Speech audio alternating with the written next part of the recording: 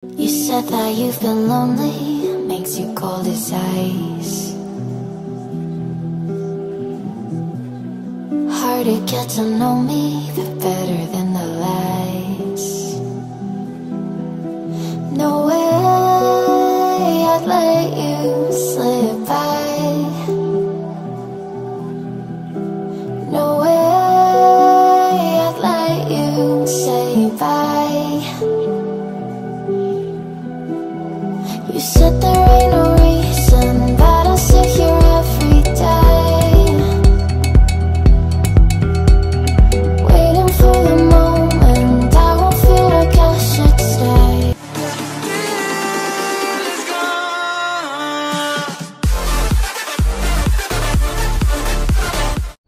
What's up mga Kanoy P? Nagbabalik na naman si Kanoy P for another video.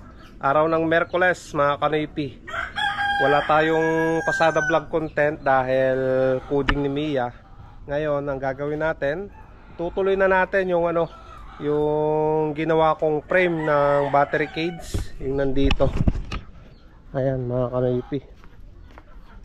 Ayan. Gagawin na natin to. Maglalagay tayo siguro ng screen dito sa baba, tapos dito sa gilid niya. Tignan natin kung kawayan yung ilalagay natin para makaminus tayo sa gastos mga Kanoy-P. Bali dalawa. Mamaya susukatin ko yung yung ilalagay nating screen dito sa baba. Dahil dalawa yung lalagyan natin. Kanina rin mga Kanoy-P, nakapagpakain na ako. Nakapagpalit na rin ako ng inumin nila. Nalinisan ko rin yung kanilang ipot.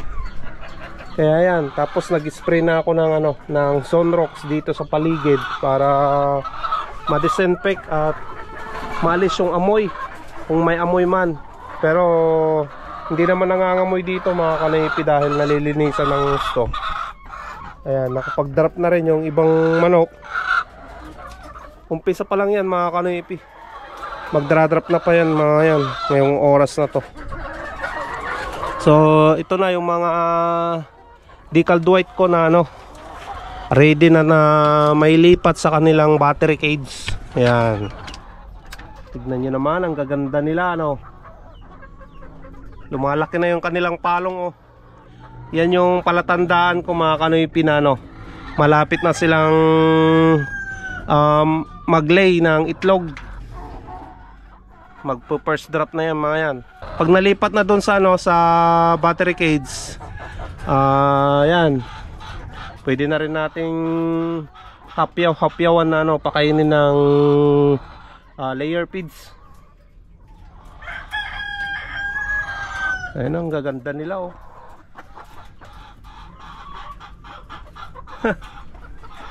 San ka pa magiging dalawang tray na yung maha-harvest natin pag dire-diretso ng mangitlog itong mga manok ko na to.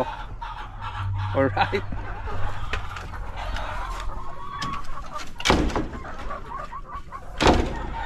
Kung kung may lupa lang sana na na malaki at nandun sa bukid, kaya pa siguro mga Kanoy-P na magdagdag tayo ng mga manok.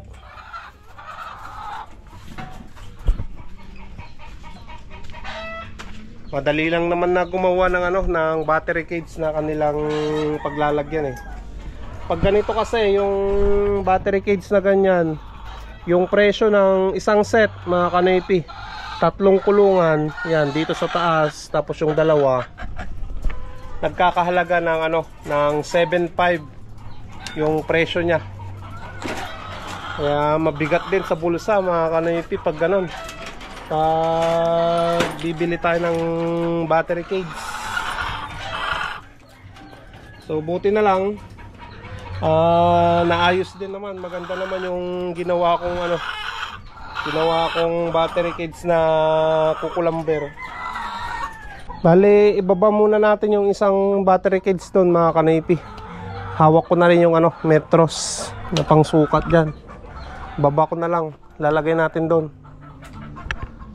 Maganda naman yung panahon ngayon, makulimlim. Hindi tayo mainitan dyan na, na magtrabaho.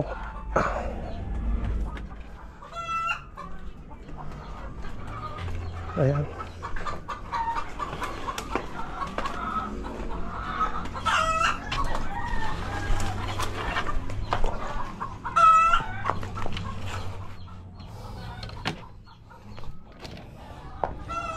Balik rin natin para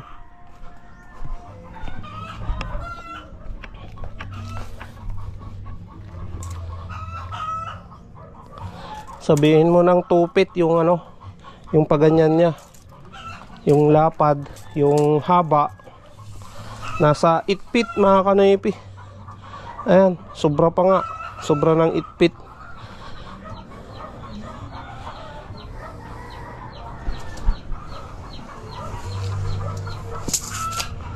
So alam na natin yung sukat. Punta na tayo ng ng Jose Hardware at bibili tayo ng bili tayo ng screen para dito. Ayan, dito tayo sa Jose Hardware mga kanoypi. Tingin tayo dyan ng ng screen. Ito na mga kanoypi, yung binili natin.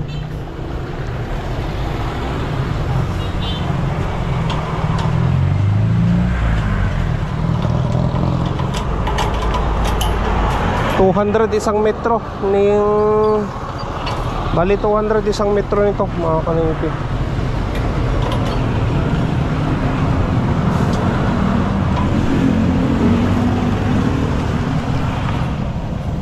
Tapos bumili pa tayo ng bisagra at pako.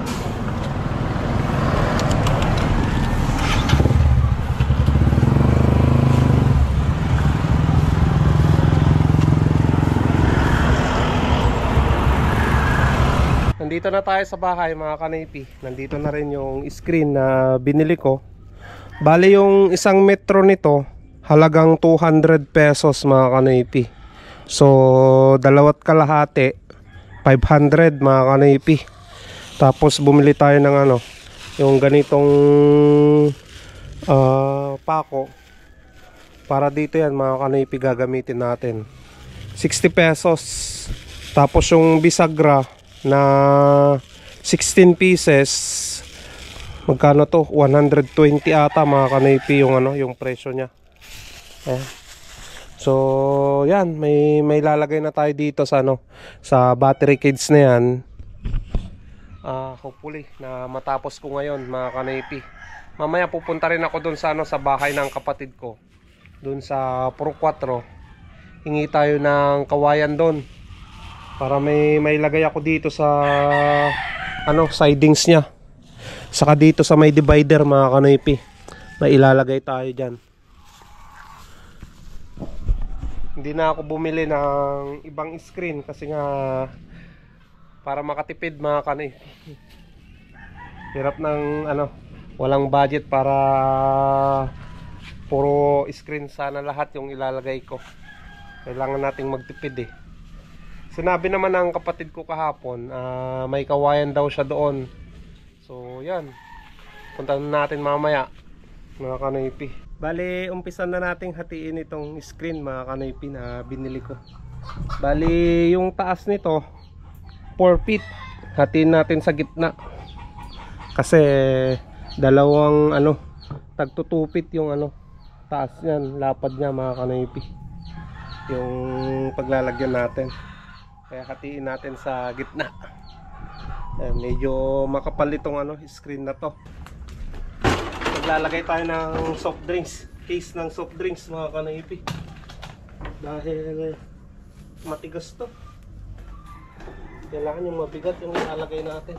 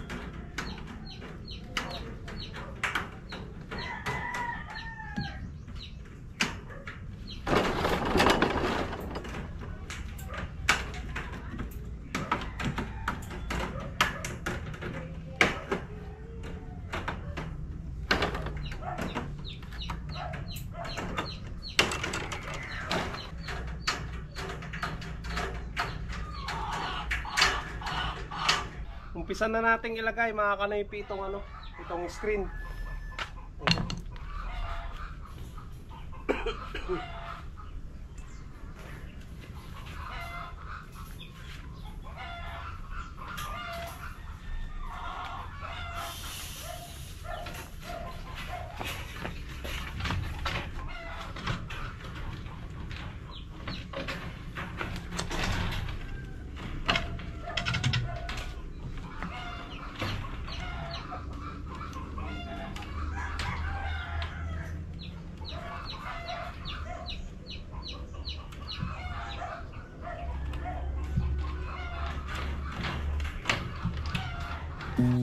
You said that you've been lonely, makes you cold as ice. Hard to get to know me, but better than the lies. No way I'd let you slip by. No way I'd let you say bye. Ayan mga kanaypi, nilatag ko na dito. Ayan, kung napapansin nyo mga kanaypi, doon sa kabila nya straight lang, at dito yung ano, pinag-weldingan ng pahalang nya. So mas maganda yung ano, yung straight lang yung nandun sa loob, sa baba, para yung itlog makaikot agad mga kanaypi. Hindi na siya haharang dito sa sabit-sabit dito sa kanilang ano, pinag-weldingan. Natapos na rin mga kanaypi yung paglagay dito sa isang cage. Yan, nabaluktot ko na rin tong ano, yung mga excess dyan sa gilid nya. Okay na. Ayan, panalo no, nagango nyo. Ito lang. Nasalingsingan pa, sinalingsingan katan.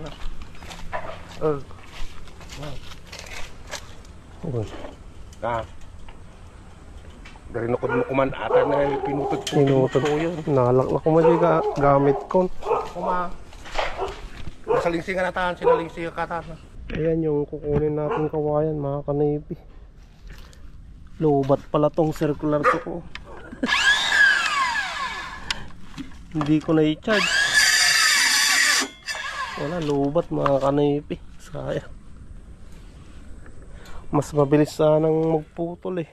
So nandito na yung pangalawang kulungan mga kanaypi. Ilalagay na ulit natin yung screen. Ito, maglalagay ulit tayo mga kanaypi no. Nandito na rin yung mga kawayan na iningi ko doon sa ano, sa kapatid ko. Ayan. Sana magawa natin lahat ngayon.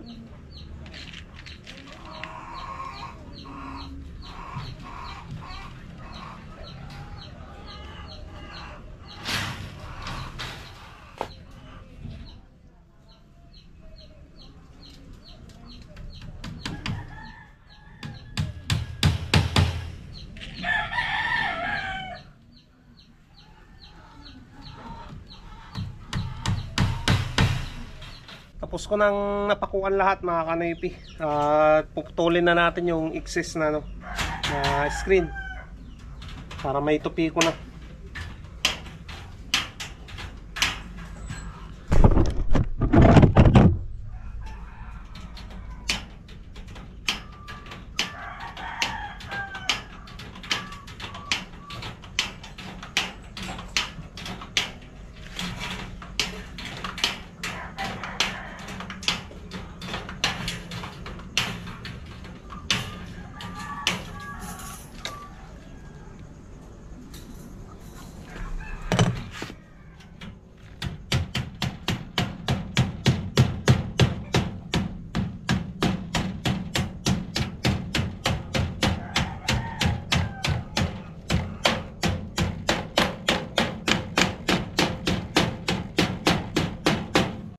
So ngayon mga kanaypi, ayusin na natin to. Biyakin na natin para ano, malagyan natin ng pangharang dito sa likod na kulungan. So ilalagay natin dito mga kanipi yung kawayan. Ayan. Tapos dito sa side, dito sa gitna, mga divider na ano, lalagyan natin ng mga kawayan. Alright. Tapos dito sa harapan. Pero titignan natin kung magagawa natin lahat ngayong araw mga kanipi. Kasi mamaya ang alas 4 magsusundo na naman ako eh. Kaninang alas 2 nagsundo na rin ako kay Auntie Libby. Mamaya sa mga bata na naman na service natin. No? Kung ano yung matapos natin, yun lang yung gagawin natin ngayon mga kanipi. You said that you've been lonely, makes you cold as ice. Hard to get to know me, but better than the lies. No way I'd let you slip by. No way I'd let you say bye. You said there ain't no reason, but I'll sit here every day, waiting for the moment I won't feel like I should stay. No way I'd let you slip by. No way I'd let you say bye. Can we watch it fade, fade away? Can we let it fade, fade away? We'll take it day by day.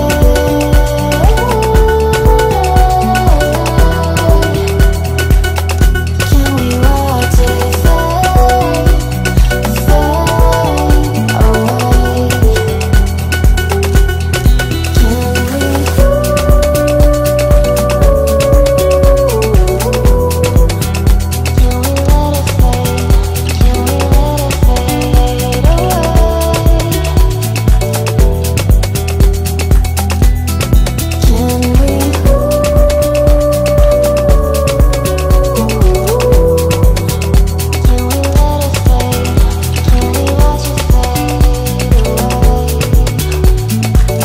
So ito na mga kanipi, yung nalinisan kong kawayan ngayon para dito sa kanyang likuran ng parte mga kanipi.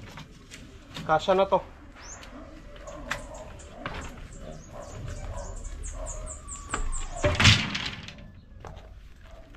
Bale mamaya ako na lang ipapako dito sa ano, sa cage.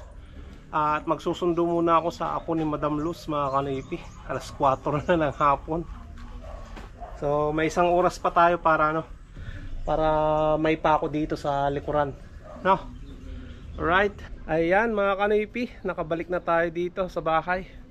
Ipapako ko na tong mga kawayan na to dito sa likod na parte. Ayan. Tapos dito sa kabila. Ito muna yung magagawa natin mga kanipi. Sukunod na lang yung iba. Mami daw, wala na siyang itlog. Nabibiyak. Kunin ko yung barena ko mga kanipi. So gamitan natin ng drill mga kanipi. Nabibiyak yung kahoy.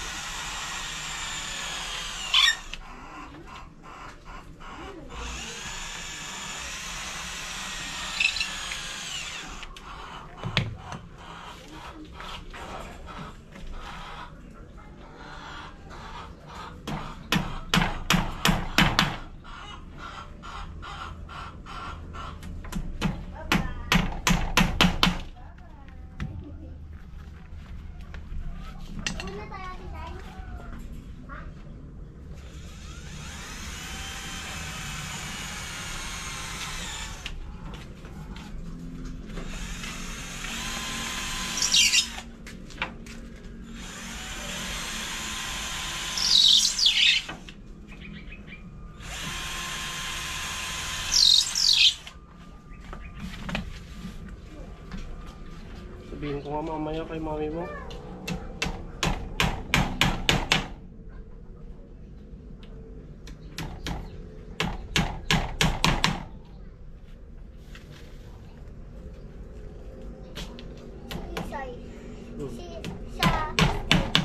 Nagsasayaw siya.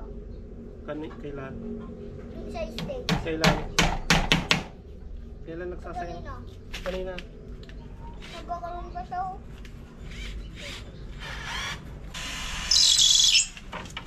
Sumunod yung anak ko. Dapat lang ito ba na.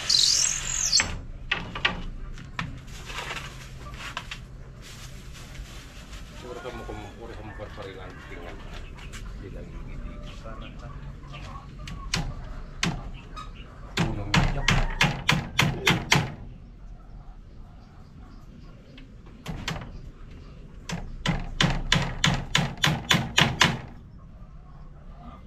Iklog mo, dakway. Manon, umod. Tapi, dapat ito man ni ate mo, dapat ito buwan. Di ba gamakin ni mami mo? Natapos ko nang ilagay mga kanoypi yung yung kawayan na nilinisan ko kanina. So ito na yung kinalabasan. Ayan. Ayos na mga kanoypi. Ayan. Tapos dito sa likod, ganyan. Kunti na lang to. At dito sa harapan mga kanoypi, patayo yung magiging lagay ng kawayan para maluwang din yung yung labasan ng kanilang ulo. Tatanggalin ko muna to, saka ilalagay yung kawayan dito na patayo. Ayan. Saka dito patayo rin yung ilalagay nating kawayan dyan. At gagawa tayo ng ng pintuan na bukasan. Ayan, bawat kulungan mga kanoypi may sari-sariling bukasan ng pinto diyan. Nakabili na ako kanina ng ng mga bisagra na gagamitin ko diyan eh. Ayan, ito na. So, ayan na naman yung natapos ko ngayon na coding ni Mia. Ito yung nagawa ko. At least kahit pa paano unti-unti na na nabubuo itong battery cage ng aking mga manok. So mamaya mag-harvest din ako ng kanilang itlog mga kanoypi. Ilalagay ko lang ulit doon sa sa may lagayan doon para safety at hindi nakaharang sa mga daanan, hindi nakakalat, no? Alright, mamaya harvest tayo ng itlog. Makakailan kaya tayo ngayong araw mga kanoypi? Tara mga kanoypi, mag-harvest na tayo ng itlog para makapagpakain na rin ako. Ayan. So nakawala yung mga 3 months old mga kanoypi. Ayusin ko nga mamaya yun. Ayan, yung mga itlog ngayon. So ayan mga kanoypi, mag-harvest na tayo ng itlog dito.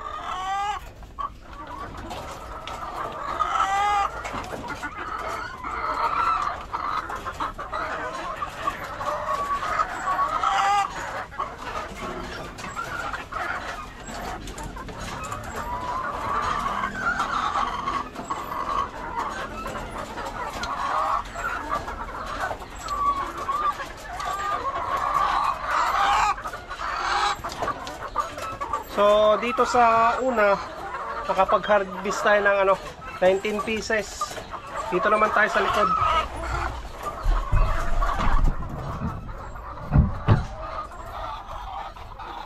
Ayan.